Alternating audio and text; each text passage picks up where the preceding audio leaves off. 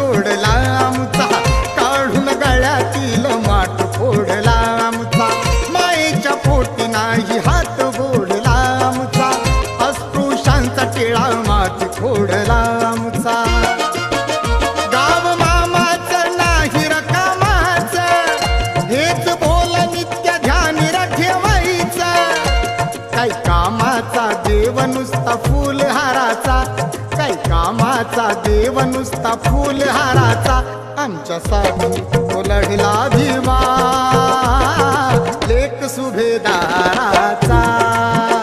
आमच्यासाठी तो लढला भीमा.